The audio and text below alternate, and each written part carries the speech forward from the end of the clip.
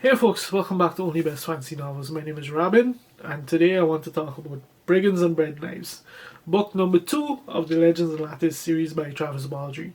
And the reason why this is book number 2, even though there are 3 books, this will be the third book out in the series, is because the most recent published one before this one was actually book 0.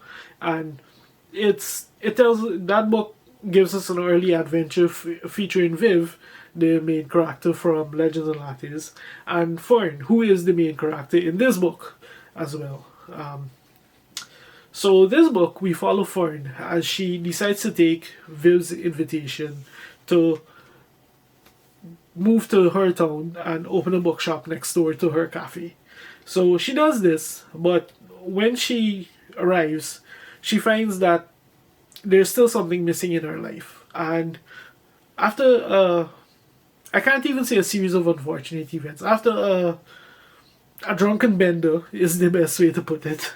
A drunken bender of a night, she ends up on a rather fascinating journey with a motley crew as they set out to claim a bounty. But of course, with a bounty this interesting, there's multiple people out to get out to claim it, and things just escalate from here. So yeah, that's kind of the gist of what this book is about. Let's get into why I think it was an okay book. So first and foremost, I think it's clear that you should treat this as a departure from the whole cozy vibe of the series, because the ideas that Travis Baldree plays with in here, they're not cozy. They're not the kind of ideas that will give you cushy feelings and warm vibes and these kind of things. This is almost more of a sword and sorcery adventure in some ways, while at the same time retaining a lot of that kind of spirit of the series so far. But it is very much a departure from it is very much a departure for the series. It reads almost more like a sort of adventure story, than it does like a cozy than a cozy story. So obviously the main character in here is Fern that I mentioned, and she's a ratkin, a bookseller who she's pretty old at this point, and she's basically going through the equivalent of a midlife crisis, and that leads her to set out on a journey with a legendary hero, an elf warrior, who after so many years has essentially has almost become inured to companionship, and then of course there's the bounty that the elf has captured and is on the way to delivering, who is a rather interesting character in her own right.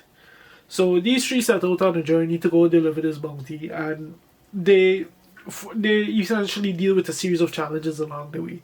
It is very much a travelogue, and along the way, they get embroiled in they get embroiled in various conflicts. Some that end in a pretty decent manner, some not so much.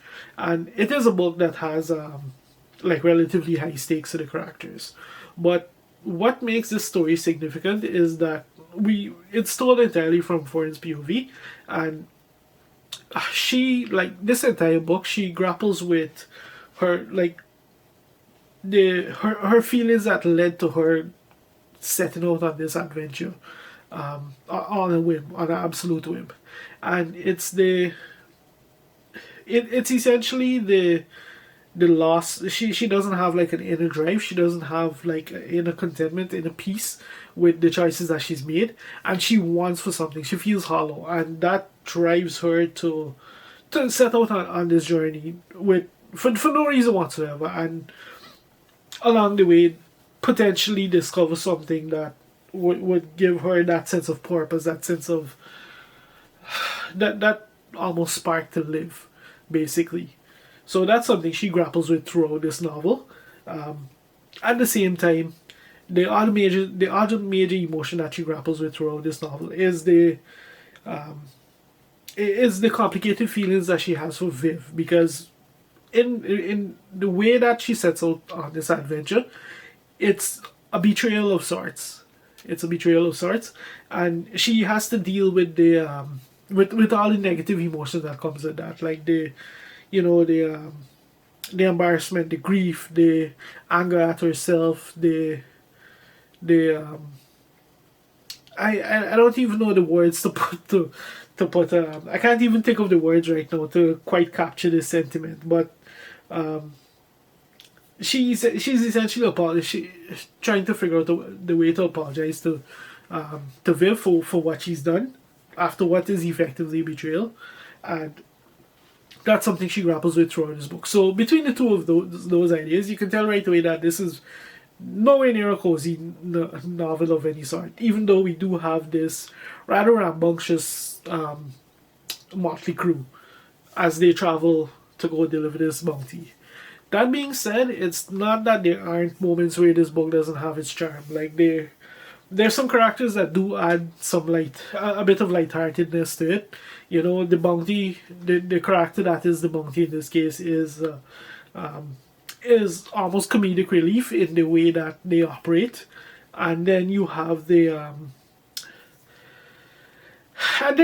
another character who is literally titular at this point, and they add a bit of lightheartedness to the entire exercise. And then another character who it was interesting to read about their journey is the elf, Asterix One Ear, who is this legendary warrior. And after so many centuries of essentially being a hero, she's closed herself off, and she's become this she's almost like an automaton, doing these going through these motions just because that's all she knows at this point. And this book, we kind of see her shell begin to crack and open up, and she starts to begin to rediscover why she's doing what she's doing, and to re-engage with people, and to re-engage with humanity after so long. And that's kind of a journey that she goes on over the course of this book as well. So like those are like the main things that Travis Baldree plays with over the course of this story, and he wraps it all in a pretty in a kind of fun adventure. You know, it's nothing to blow your top off or get excited about, and it doesn't have the same goal of being that kind of cozy, heartwarming, wholesome story that the first two books are. It is still wholesome in its own way, with the way some of the characters operate and some of the choices that are eventually made. It certainly is wholesome, and in that way, I think it can be argued that this book is still very much a cozy fantasy novel, but it just be warned that it's very much a departure from the previous two books. And yeah, that's kind of it. Like, it's a solid installment, good read if you're a fan of the series. You'll probably enjoy this a bit more than I did. I'm not disappointed by this book in any way, shape, or form. It's just an okay book for me. And yeah, I think that's pretty much all I have to say about Brigands and Breadknives. If you've made it this far into the video, thank you very much for watching, and I'll see you next time.